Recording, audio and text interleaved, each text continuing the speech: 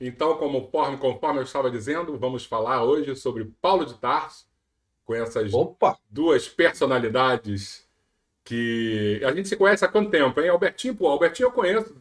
Eu devia ter uns 5, 6 anos. Albertinho já tinha bigode. Zé Carlos Albertinho já tinha bigode, eu com 5 anos. Bigodão. Então tem mais de 40 anos. E o Zé tem o quê? Deve ter uns mais de 30 anos, né, Zé? Que eu conheço você. Eu entrei na casa em 89, 90. Eu entrei em 86. Eu estou lá desde essa época. Mas o Albertinho a gente já se conhece desde o nascimento, porque nós temos Isso. no ano de 63 e na mesma maternidade, casa de mãe pobre. Ah, Era de mãe Então, eu pobre. conheço o Leco praticamente desde o nascimento. o Leco Albertinho. não, o Albertinho, Albertinho. Aí você vê que vocês dois têm um passado que aproxima vocês, né? Porque eu não sou da gangue de vocês. Eu sou do grupo espiritualizado. Vocês não. Quando nascem juntos, é o que vocês estavam devendo, hein? Deixa E, eu- e o mesmo ano tem o nosso, né, Leidervan, que nasceu em 63 Também, também. também. mais É a um. Só que melhor família que tem. Mais um. É a ele nasceu geração. na casa de mãe rica. Né, Zé? É verdade. A gente está falando aí de Grande Leidervan. 63. Fazer uma pergunta para vocês. Quando é que vocês leram a primeira vez Paulo e Estevão? Faz tem muito tempo. O primeiro É, livro que eu li também. foi há 2000 anos. Eu diria que foi o A marco. primeira. O primeiro livro espírita que eu li foi há 2000 anos. Aí, a seguir, eu li 50 anos depois. Aí, eu comecei Depois, a ler em 50 anos sequência. depois. É, Na A sequência, sequência era comecei a essa. ler. Eu acho que no nosso tempo, Zé, a sequência era essa, né? Lê 2000 anos, né? 50 anos depois. Aí vai para Paulo Estevam, vai para. Qual é aquele outro livro Eu do. li Ave Cristo Ave também, Ave Cristo. alemã. Cristo. Isso. Eu lembro. Aí, A gente fez muito um. depois, eu fui para André Luiz. Mas há 2000 anos. Então, tem muito tempo. Se eu entrei em 89, eu devo ter lido por essa época, em 89, 90, no máximo 91, eu li Paulo Estevam. E Que foi já chamou atenção, né? sim, são livros de muito sofrimento e de muita superação, né? É, isso aí. Muita superação. Exato. Então, todos eles, né? Há 2000 anos, Paulo Estevam, são livros belíssimos. São os primeiros cristãos, né? Sim, Que estavam sim, ali. sim, É a turma que veio abrir a porta, né? é Você verdade. pega, você pega Jesus e essa turma, na verdade, Jesus abre a porta e essa turma fica segurando a passagem, né? Para que todos nós pudéssemos dar aqueles passinhos e ir entrando, cada um na sua vez, cada um no seu tempo, né? Eu falo isso, eu perguntei isso para vocês por quê?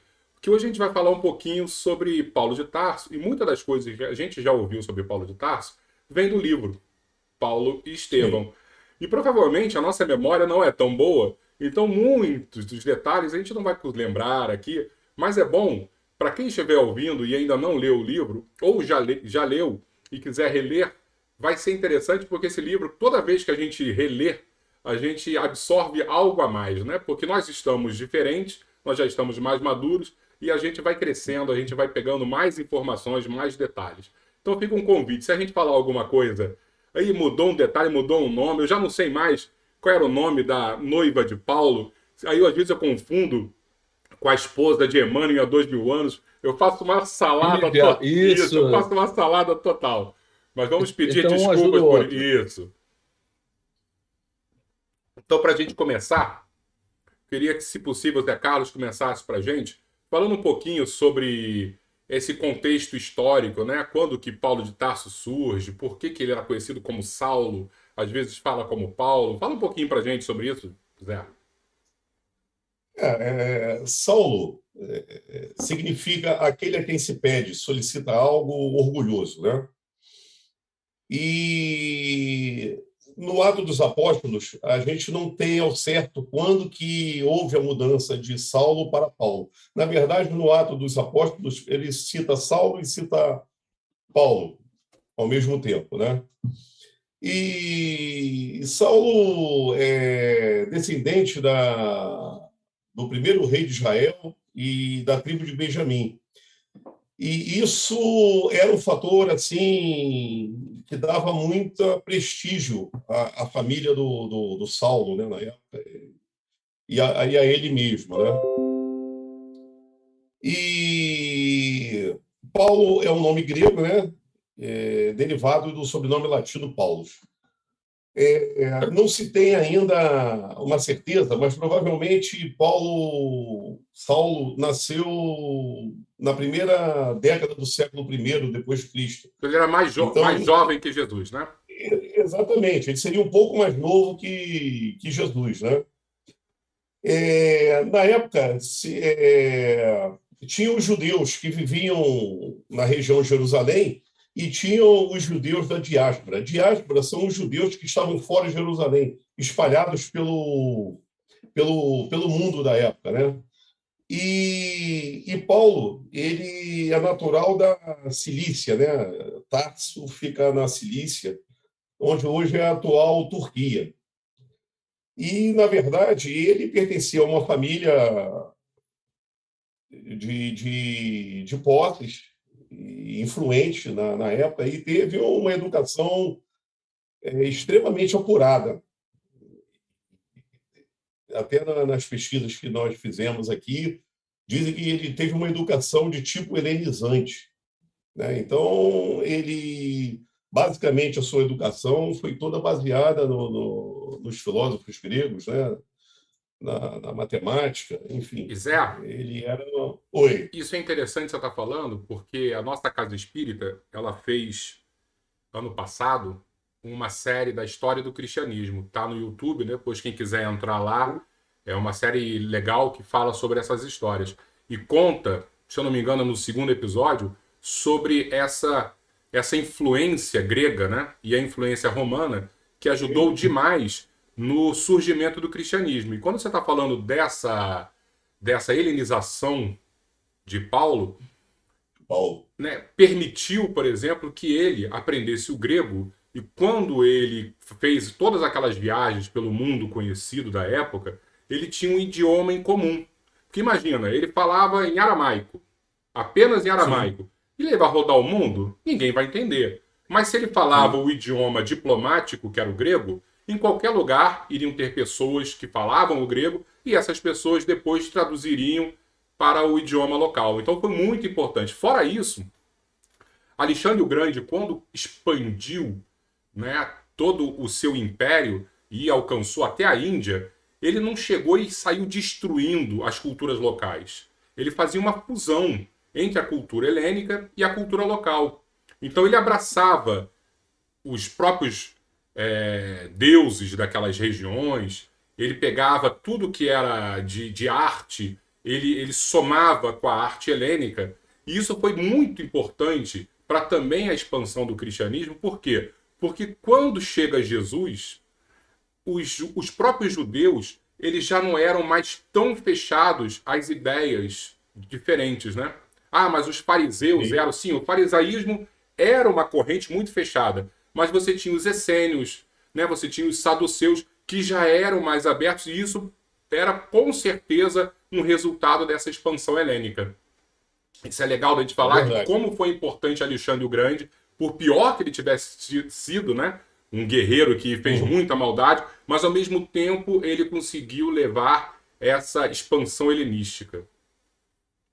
Cara, pegando esse gancho, se a gente entender que o grego na época de Jesus e Paulo era equivalente ao inglês hoje um profissional, né, ou alguém que quer se distinguir fora do próprio país tem que falar inglês fluentemente. Exato. E na época era o grego. Então o Paulo ele era um poliglota e que dominava o grego, que é como alguém que domina o inglês hoje.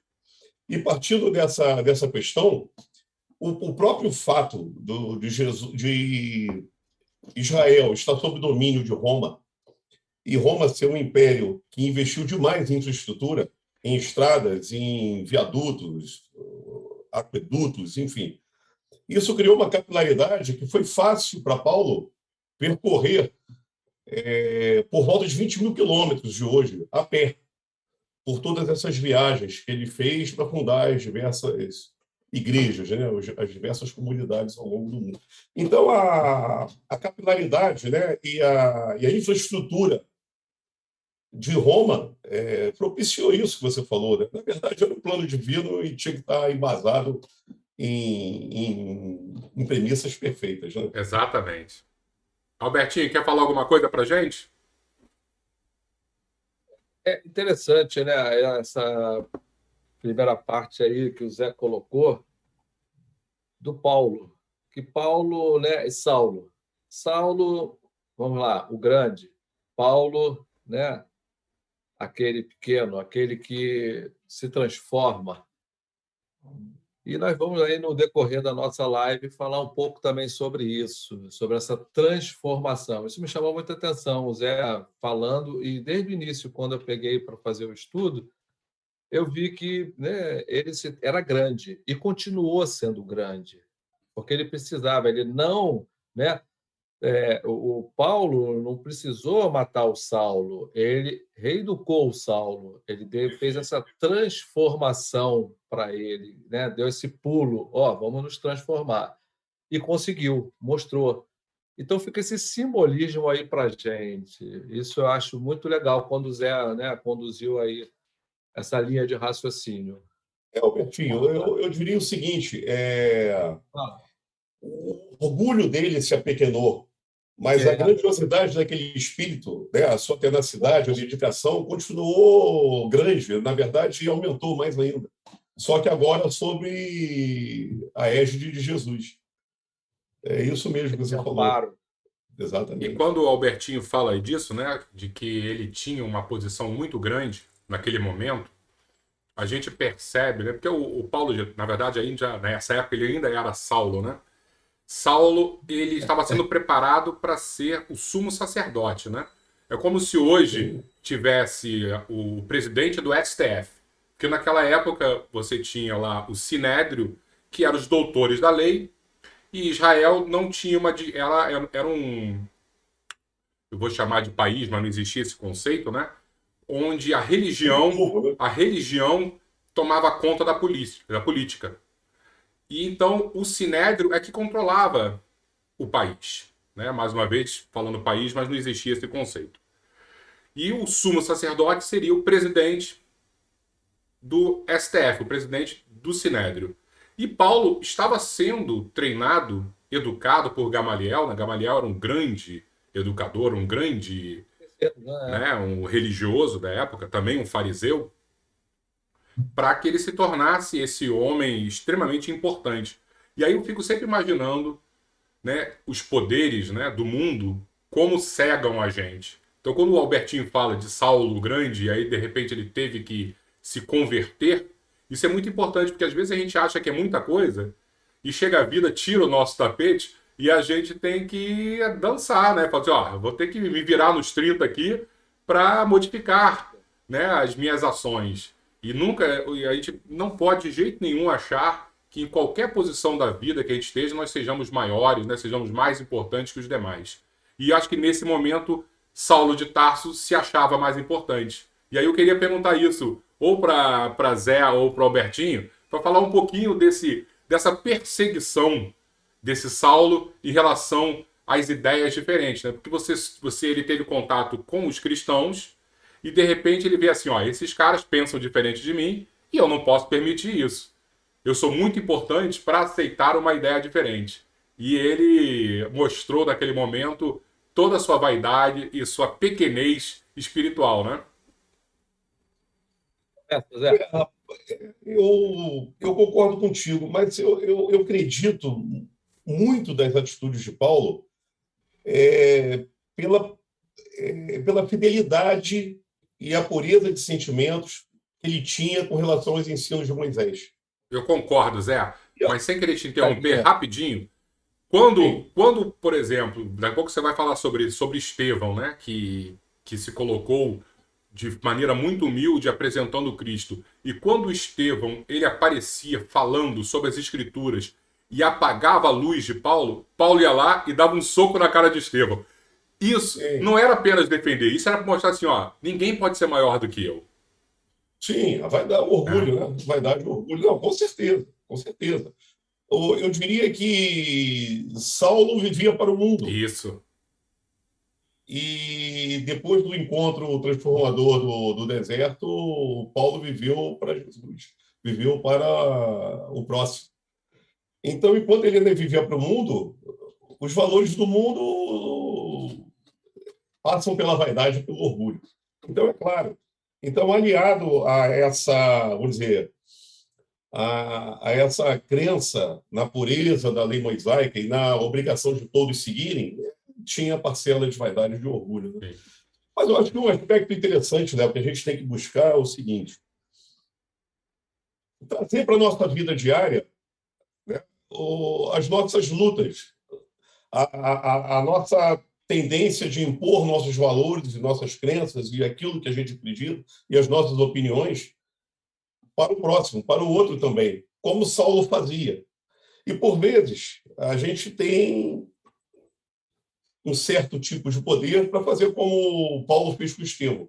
Não na mesma proporção, é óbvio, que também não podemos nos comparar com Paulo. Mas também, por vezes, a gente abafa o outro, a gente ofusca o outro, impondo a nossa opinião, pelos recursos que temos, né? Sejam recursos intelectuais, de oratória, econômicos. Eu acho que todos esses vultos da espiritualidade, né, que nos trouxeram exemplos tão grandiosos, devem servir para, mantendo a mesma proporção, a gente fazer uma autoanálise, né, de como é que a gente age também.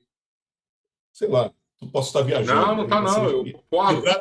me trazem para o chão de Eu novo. concordo exatamente com isso, porque esses grandes exemplos, eles são muito grandes dentro de uma perspectiva do mundo, né?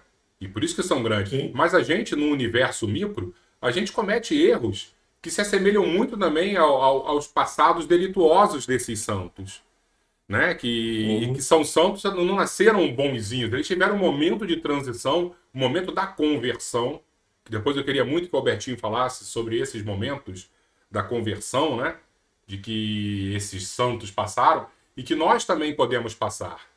E ao mesmo tempo, a gente só vai passar quando a gente permitir que os outros pensem diferente, que os outros ajam de maneira diferente, equivocadas, porque quem somos nós para ficar apontando erro para um, apontando erro para outro, né? Como Saulo Isso. fazia isso, né? Saulo era campeão de fazer esse tipo de análise torta da vida dos outros, né? Sim. Inclusive, Lepo, na introdução do Paulo Estevão, Pola, né? Eu li a introdução hoje. Emmanuel diz que muitos comentam a vida de Paulo, mas para uns ele foi um santo por predestinação, a quem Jesus apareceu numa operação mecânica da graça e o converteu. E para outros foi um espírito arbitrário, absorvente, ríspido, tudo isso que você falou, inclinado a combater os companheiros com vaidade quase cruel. E eu acho que a gente tem que se colocar no caminho do meio.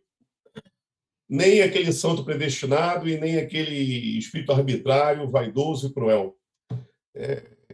Encarar Paulo como um espírito que tem muitos méritos, né, pelas escolhas que fez. Albertinho, fala alguma coisa.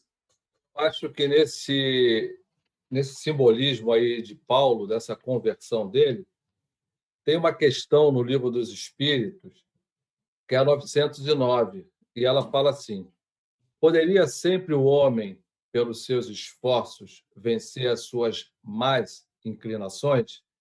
Resposta dos espíritos, né? Sim, e frequentemente fazendo esforços muito insignificantes. O que lhe falta é a vontade.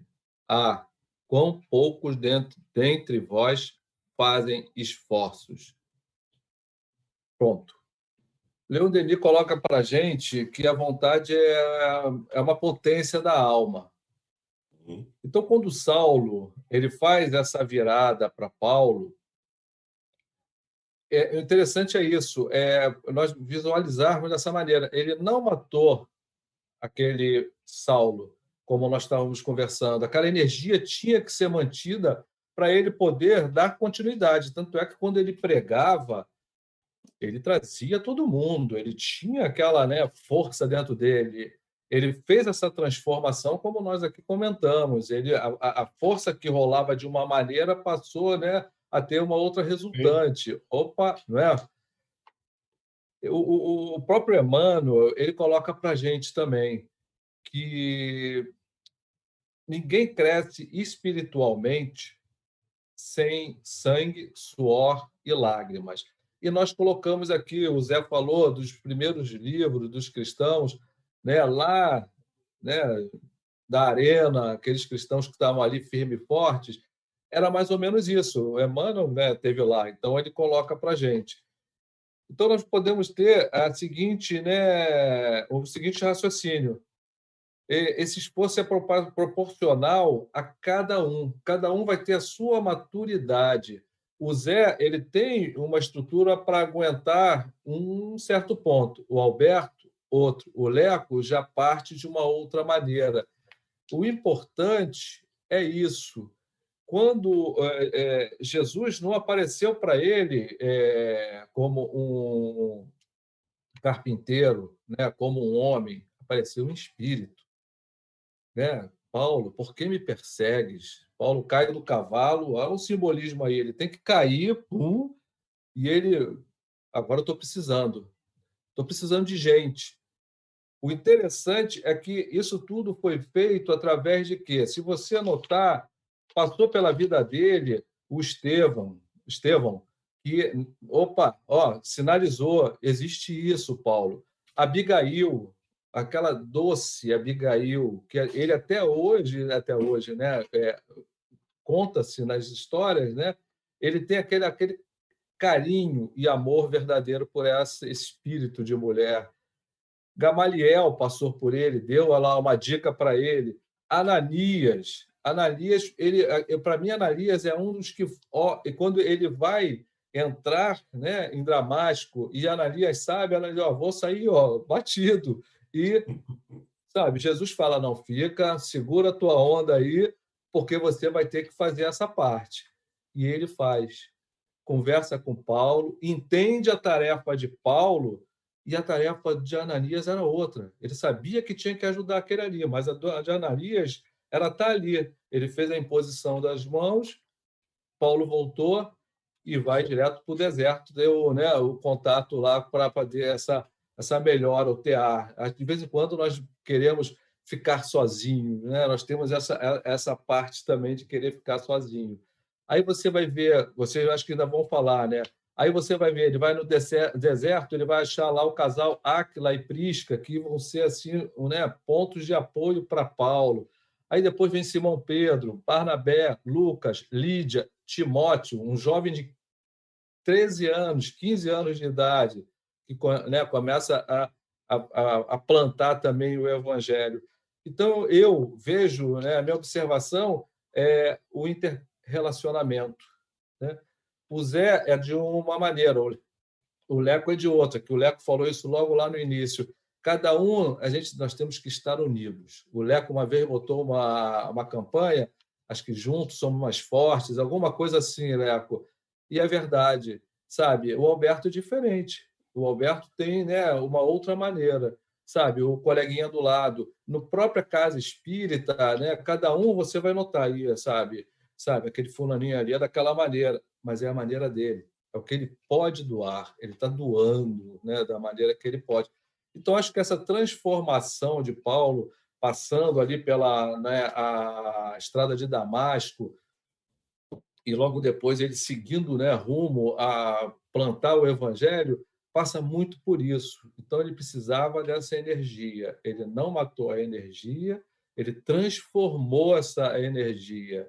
E nessa transformação, ele foi, ó, eu tenho que fazer esse tipo de situação agora. E foi, seguiu. Robertinho, você Fala um falou pouco aí, uma Léo. coisa que é muito importante, né? Porque quando a gente lê o Atos dos Apóstolos, quando a gente vai ler Paulo e Estevão, a gente começa a trazer toda a expansão do cristianismo para as costas de Paulo de Tarso.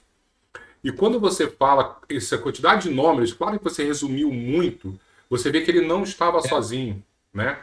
Ele precisava de Isso um... materialmente, E, né? lógico, e fora a espiritualidade apoiando. Mas quando você olha o nome dessas pessoas que você citou, estava todo mundo de alguma maneira dando suporte a ele. E somado a esse suporte, Isso. muita gente também e um certo confronto de ideias. Quando você lê, você vê que às vezes tinha os conflitos ali, e aí Pedro, mais velho, ô, calma pessoal, vamos tentar aqui. E aí, para a gente entender que, mais uma vez, trazendo para a nossa realidade, a gente vai ter os nossos probleminhas, né? Tomara a Deus que sejam probleminhas, e a gente precisa ter essa percepção de que a gente vai apenas alcançar o nosso objetivo, como você disse, no interrelacionamento. Se criarmos uma rede de cooperação, né, onde ninguém pode ser maior, ninguém pode ter mais luz do que o outro, porque isso, ninguém está competindo aqui em luminosidade, não existe nenhum sensor aqui que vai colocar, esse emite tanto de luz. Essa não é a nossa missão. O nosso trabalho é cada um ajudar ao outro, né, porque fazemos parte da mesma família. Agora, gente, Isso, né? Fala, Zé. Eu fiquei muito focado na primeira parte da tua fala, quando você cita, né, que ele na estrada ele vê Jesus. Jesus apareceu para ele não como carpinteiro ou aquele homem que andava por Jerusalém, pelas redondezas, né, com aquelas roupas humildes. Ele apareceu como o governador do orbe. Como luz, né? Como luz, né? E cegou ele. E cegou ele, né? Dá para perceber, o cara é governador do orbe. Ele criou Veio até você. esse orbe. E aparece para Saulo, assim, na hora. Não tem outra coisa que fazer, você cair de joelhos mesmo e cego, né? Cair de joelhos e cego. Assim, ó, E como não crer, né, cara? E como não crer? Foi muito forte, é muito forte. É muito forte. Jesus apareceu para outras pessoas, mas não apareceu como governador do mundo, como luz pura, como espírito puro.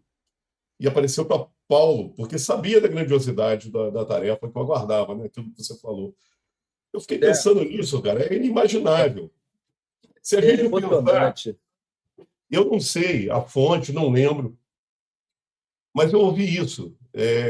Até talvez quem esteja nos assistindo possa ajudar. Posso colocar lá nos comentários.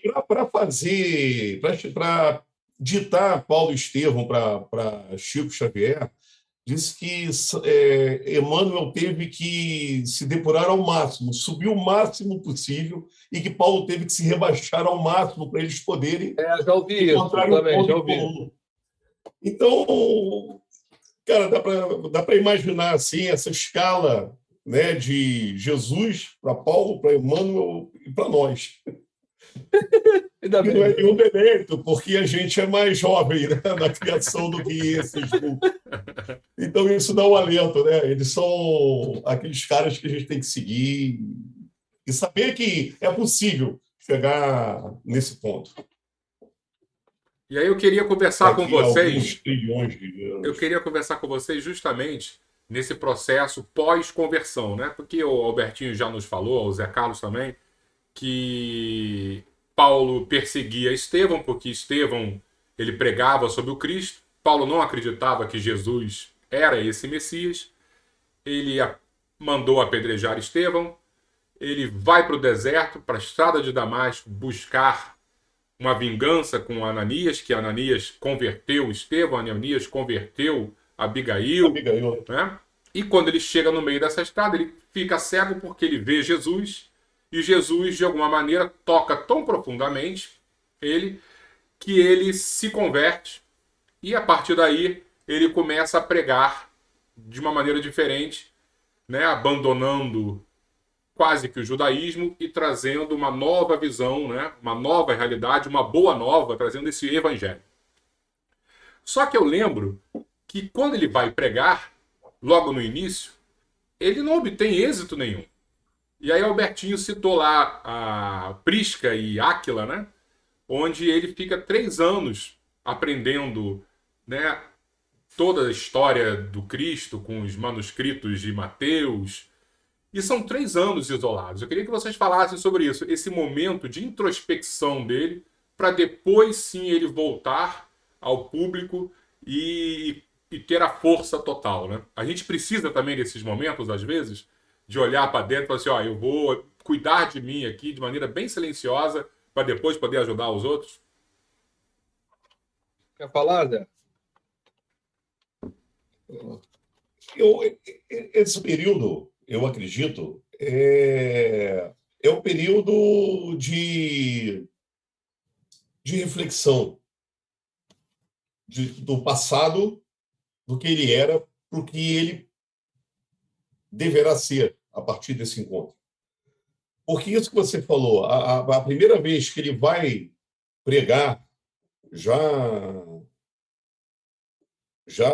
após a conversão, né, ao Cristo, ele foi rejeitado, ele sofreu zombarias, afrontas, etc. Então, ele volta muito deprimido sobre isso. Eu acho que é nesse ponto, esse período, é que ele entendeu o tamanho do desafio, o tamanho do problema que ele iria enfrentar. Exato. Ali ele teve a noção das dificuldades, né? Do jugo e do fardo. Porque aquele caminho que ele seguia quando era fariseu, ele não tinha problema, né? Ele fazia parte do sistema. E, de repente, ele saiu do sistema e agora vai enfrentar o sistema vigente, né? Sim, aí a gente tem que pensar o seguinte, o cara foi preparado para ser o sucessor, né? O sumo sacerdote. Assumiu o sinédrio. Não tinha problemas financeiros nenhum. Ele andava cercado de pretorianos, de soldados o protegendo. Andava numa bica com os cavalos brancos. Tem até uma palestra do Haroldo que diz que é como se hoje ele chegasse com um terno Armani e numa Ferrari branca, em qualquer lugar. Então, era um cara que tinha todo esse poder, toda essa proteção, todo esse aporte financeiro e, de uma hora para outra, abriu mão de tudo. Não tinha mais. Como é que ele ia se sustentar?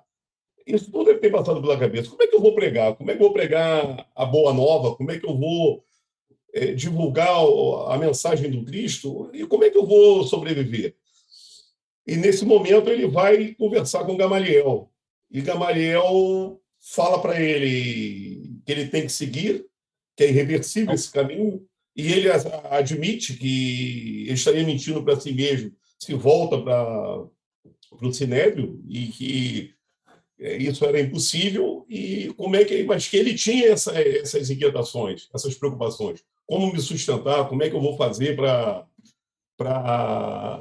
me proteger das agressões? Tanto que ele, falou, se eu não me engano, Zé, ele prega a primeira vez em Damasco, porque ele está lá, depois de convertido, ele não é aceito, e ele corre para Tarso para conseguir recursos financeiros do pai, né? E aí o pai olha para ele, muito triste, dá umas moedas, nem olha depois no olho, deixa lá, e aí ele, com aquele orgulho dele, vou embora, né? Ele fala, não, vou deixar meu orgulho de lado, vou pegar o dinheiro, porque vai ser importante para esse processo da minha conversão, né? Sim. E então ele vai ter com Gamaliel, e Gamaliel diz: qual é a sua formação? Que na época todos tinham que ter uma formação. Jesus era carpinteiro e Saulo aprendeu na infância, além dos estudos, né, helênicos e da preparação para ser um sacerdote, assumiu o sinédrio, ele tinha uma profissão, ele era tecelão. Então Gamaliel diz que agora, a partir de agora, então, que ele deveria viver como tecelão. Então, esse período que ele passou introspecto, eu acho que é avaliando isso tudo, o que fazer, traçando um planejamento, né? Porque a missão era enorme. E só, como o Albertinho falou, um espírito forte, tenaz, impetuoso, é que poderia encarar uma tarefa dessa grandiosidade. Até para ter essa atitude da mudança, né? Sim, ele tem que bancar isso, né? É muito difícil dizer não ao mundo. É muito difícil. Isso mesmo, Zé. É muito difícil. A qualquer momento, né? A qualquer momento, qualquer pessoa. O próprio Emmanuel não conseguiu, né? Porque no livro Há 2000 anos, Emmanuel está com Jesus e não consegue dizer não ao mundo de Roma, né? Vamos trazer para a nossa vida. Nós seríamos capazes de abrir mão de tudo que nós temos hoje? Abrir mão de nossas ocupações, de nossas atribuições, de nossa família para ir pregar, para ir fazer. Ainda bem que hoje Jesus não nos cobra isso. Ele só nos cobra o esforço no bem, né? Que o verdadeiro espírito, o verdadeiro cristão é aquele que se esforça por melhorar. Ainda bem, a gente está numa fase bem leve, né? Bem suave de ser cristão. É aquilo que a gente está falando, né? Hoje não tem mais circo, hoje não tem mais apedrejamento, hoje não tem decapitação por uma opção religiosa, né? Graças a Graças a Deus. Deus. Estamos evoluindo como seres humanos também, né? Aí deixa Sim. eu pegar mais uma linha aqui que eu acho que é interessante da gente conversar. Porque Saulo se transforma em Paulo, vai para o deserto, faz toda essa análise, passa anos pensando, meditando, eu fico imaginando o quanto esse homem conseguiu aprofundar, né, de conceitos nobres nesse período. E depois ele volta para Jerusalém e vai tentar converter os nossos queridos irmãos judeus. Viu que não tinha jeito, porque ia ser muito difícil, e aí consegue ter a grande ideia de abraçar o povo não judeu, que a gente chama de gentio, né? Que era o povo que não seguia a religião judaica. Né? Aí eu queria. Os não judeus, estrangeiros, né? Isso, os não judeus. Estrangeiros. E aí eu queria que vocês discorressem e conversassem um pouquinho sobre isso. A importância de Paulo também em ter essa visão estratégica, né? Olha só, dentro da religião judaica, a gente vai bater cabeça. No máximo, a gente vai virar uma seita do judaísmo. No máximo. E Paulo tinha uma visão muito maior para Cristo, né? Para essa expansão crística, de levar isso para o resto do mundo. E aí eu queria que eles falassem um pouquinho dessas viagens que Paulo fez, né? Que quando a gente olha, o Zé Carlos falou quanto? 22 mil quilômetros? 20 mil quilômetros. 20 mil quilômetros? Aí você vê que era um atleta, né? Do cristianismo, né? Porque... dentro dessa... O cara era bom. Mas olha só, um aspecto importante é isso. Aquilo que você falou, Léo. Ele, como cidadão romano, ele tinha acesso a todo o Império Romano. Então, para ele, nunca foi um problema ele chegar, ele entrar nos diversos países, né, nas diversas cidades. Então, ele viajou por todo o Mediterrâneo, pela Síria, Chipre, Ásia Menor, Antioquia, Galácia, Macedônia, Corinto, Jerusalém, Éfeso, Roma e pela Península Ibérica. E outro dado importante para a gente ter é o seguinte: o Paulo teria vivido sobre a gestão, né, sobre os principados de Augusto, Tibério, Calígula e Cláudio. E acabou retornando à pátria espiritual, né, ser condenado à morte em Roma por Nero, o que incendiou Roma, né? Ele enfrentou uma turma pesada, hein?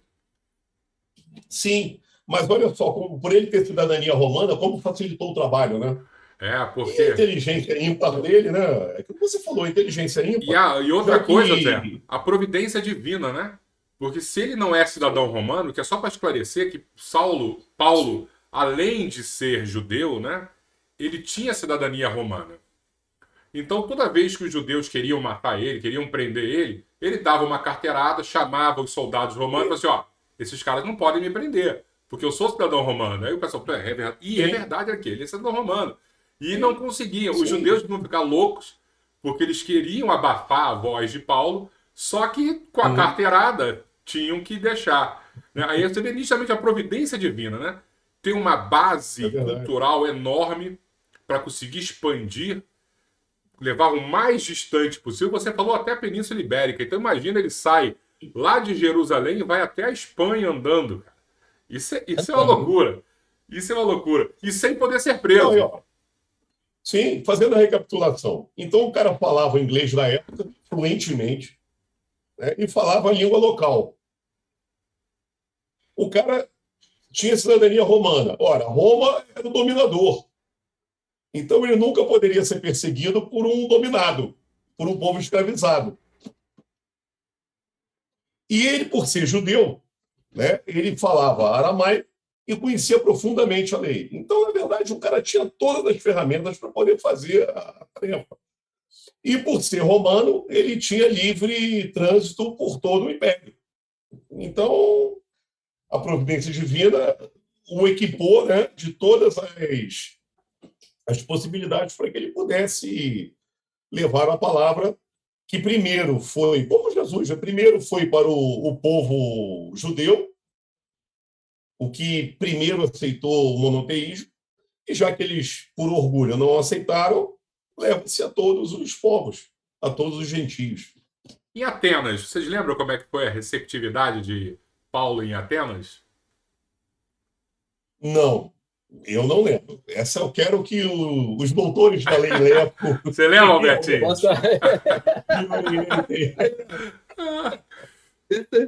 O Leco lembra, estava lá. Não, porque foi legal, né? Estava lá. Porque o Paulo tinha alguns sonhos, né? E um dos sonhos era pregar em Atenas, porque Atenas era a capital cultural.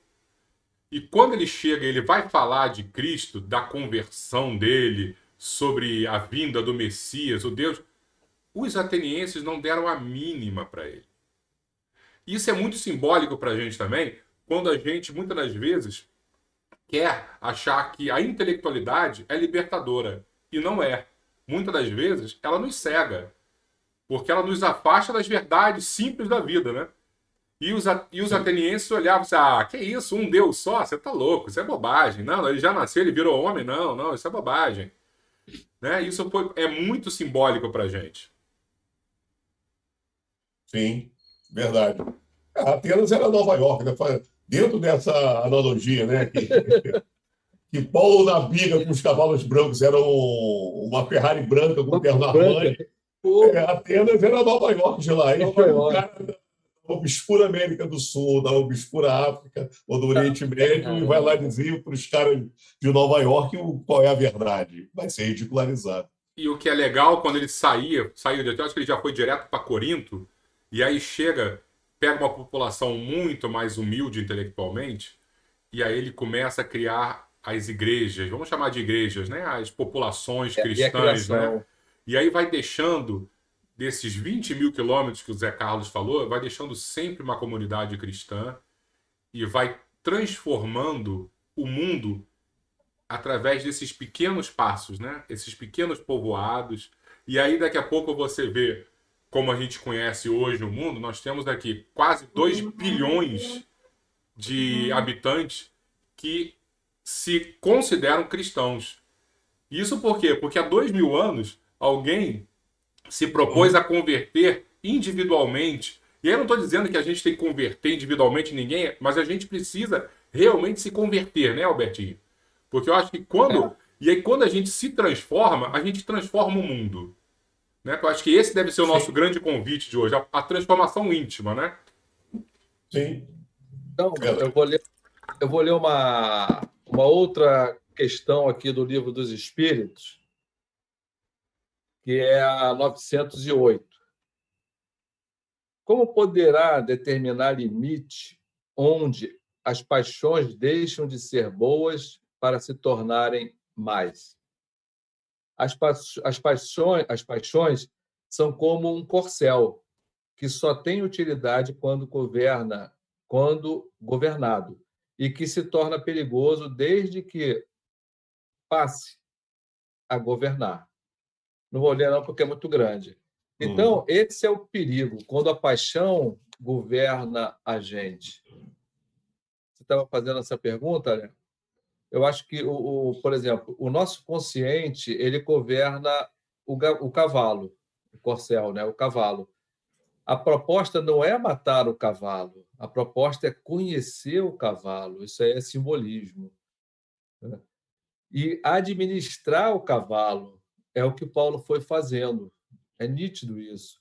A proposta é matar os nossos vícios e conhecer os nossos vícios e transformá-los. Fazer uma reciclagem.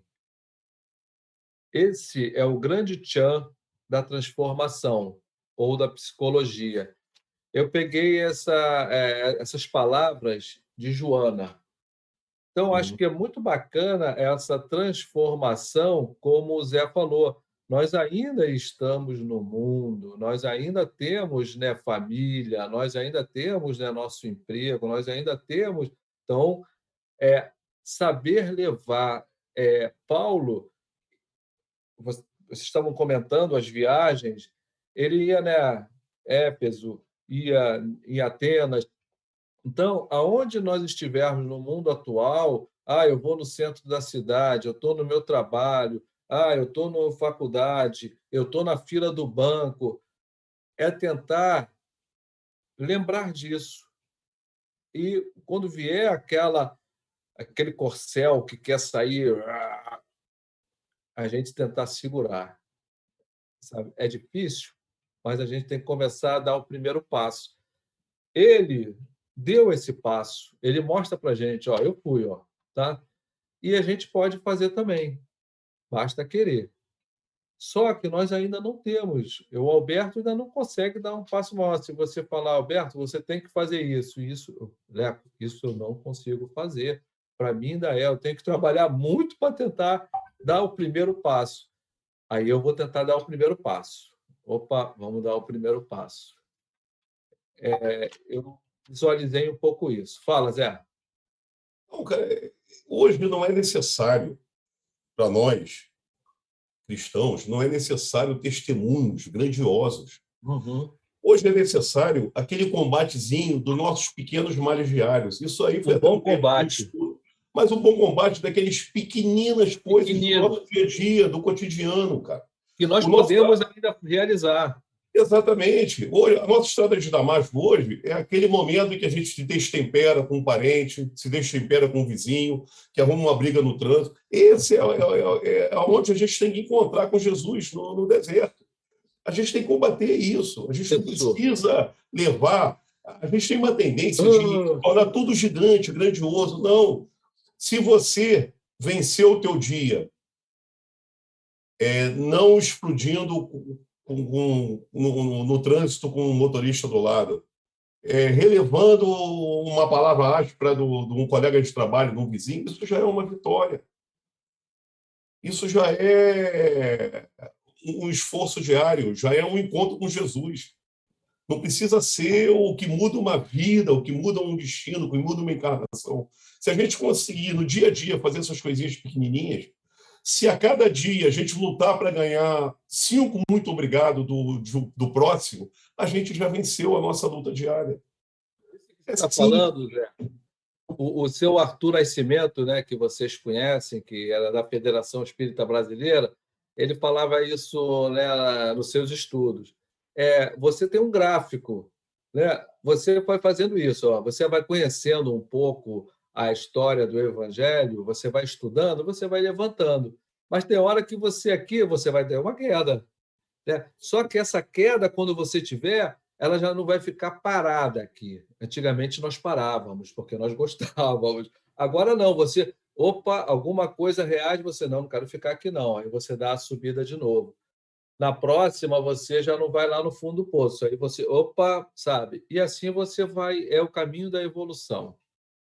É isso Eu acho que a grande mensagem que dá é o seguinte: a gente tem que ter a tenacidade de Paulo, a mesma vontade, força e insistência que nós tínhamos no erro, nós temos que ter também no acerto. É o que você falou. A gente tem que virar a chave. Mas essas características de tenacidade, de vontade, de disciplina, no bem, tem que ser a mesma que a gente tinha no erro. Isso não pode mudar. Tem que mudar canalizar, né? Quem vamos ser. Canalizar, né? Recanalizar a nossa energia, né? Exatamente. O que vai mudar é que hoje nós servimos o mestre e não servimos mais o mundo. É isso. Apesar de vivermos no mundo, né? Jesus dizia: o sábado foi feito para o homem, não o homem foi feito para o sábado. Então é isso. Então, o homem não tem que viver para o mundo foi feito para nos dar as condições de nós crescermos. O mundo precisa existir para podermos encarnar, para podermos interagir com o próximo, para podermos exercitar o livre-arbítrio. Então, a gente precisa do mundo, mas como acessório, não como objetivo final. Esses conceitos são filosóficos, mas a gente tem que simplificar, tem que reduzir para entender isso. A gente precisa da matéria, precisa das coisas materiais como meio, não como fim. né? Até porque quando a gente partir, o que vamos levar? Não vamos levar o computador, não vamos levar nada de material que nós estamos usando para poder fazer essa live. Nós vamos levar as ideias, os sentimentos, tudo que a gente traz. O resto é meio, é transitório. O que fica é o conteúdo, que é imaterial. É sentimento, emoção, vontade. É isso. Pessoal, já estamos bem no finalzinho. Eu queria só fazer um último perguntinha para o Zé Carlos, porque eu acho que isso aqui é extremamente interessante para a gente. E aí depois vocês tiram um paroinha para aí quem vai fazer a prece final. Albertinho, por favor. Ô, Zé, Albertinho, hoje. fala pra gente aí a participação de Paulo como espírito de verdade na nossa religião. Sim, sim, sim. Eu tenho alguns dados estatísticos aqui. Não menos de 13 dos 27 escritos do chamado Novo Testamento são cartas atribuídas a Paulo. E se juntarmos o fato de Paulo ter sido um dos principais caracteres, né, dos Atos dos Apóstolos, então a presença de Paulo nessa parte da Bíblia é um protagonismo de 1/3 de todo o Ato dos Apóstolos, para vocês terem uma ideia. E, segundo a Federação Espírita do Paraná, quando a terceira revelação se apresentou na Terra, Paulo participou da equipe do Espírito de Verdade, deixando suas palavras no Evangelho segundo o Espiritismo, nos capítulos 10, item 15, sobre o perdão, em Lyon, em 1861, e no capítulo 15, item 10, ao contrário, capítulo 10, item 15, capítulo 15, item 10, fora da caridade não há salvação, em Paris, em 1860. E, por fim, ele respondeu à questão 1009 de O Livro dos Espíritos, a respeito da eternidade das penas, junto a dissertações de Santo Agostinho, Lamennais e Platão. Só isso, gente. Só esse pouquinho. Isso na terceira revelação. Isso você vê a importância, né, do projeto Kardec também, né? Como grandes espíritos trabalharam. E por isso, quando você abre hoje o Livro dos Espíritos, você abre o Evangelho segundo o Espiritismo, você vê que os livros são atemporais, são ensinamentos ali que vão... Qualquer época da humanidade você vai abrir e você vai realmente ter conteúdo atual ali dentro. Verdade. Então, Albertinho, faz a prece final pra gente, por favor. Aí você sempre cita, né? Vamos lá, quem quiser colocar seu copinho d'água, Isso. né? Que é o momento da, né, fluidificação e os espíritos vão nos auxiliar. Então, vamos fechar nossos olhos nesse momento. A bela imagem de Jesus, o seu olhar calmo, sereno,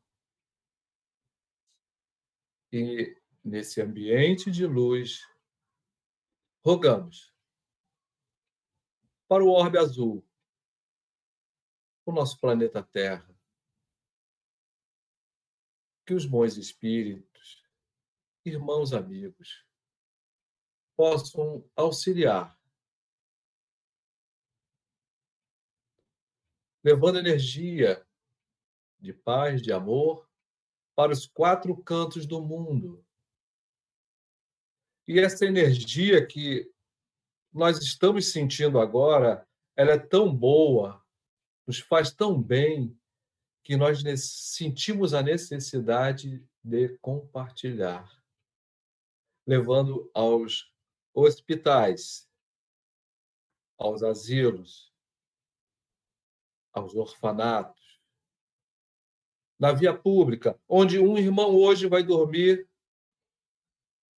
no frio. Que essa energia aqueça o seu espírito.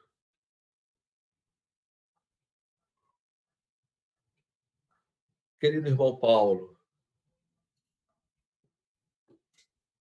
auxilia-nos. Dá-nos o pensamento para a mudança. A mudança calma, serena, sem remorso, para que nós possamos seguir em frente, juntos, de mãos dadas. Jesus, amado Mestre, abençoa-nos e nos dê sempre essa luz. Graças a Deus.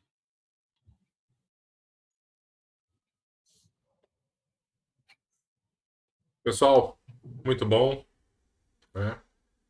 Eu acho Bacana. que todos nós saímos um pouquinho mais tranquilos e melhores desse nosso bate-papo. Vou agradecer também o pessoal que estava aqui com a gente, assistindo. Depois eu vou subir para o YouTube e espero que todos tenham a mesma percepção que eu tive aqui e que a minha casa, de alguma maneira, foi abençoada. Boa noite a todos. Valeu, Zé. Boa Valeu, noite. Léo. Pessoal, um abraço, pessoal. Valeu, pessoal.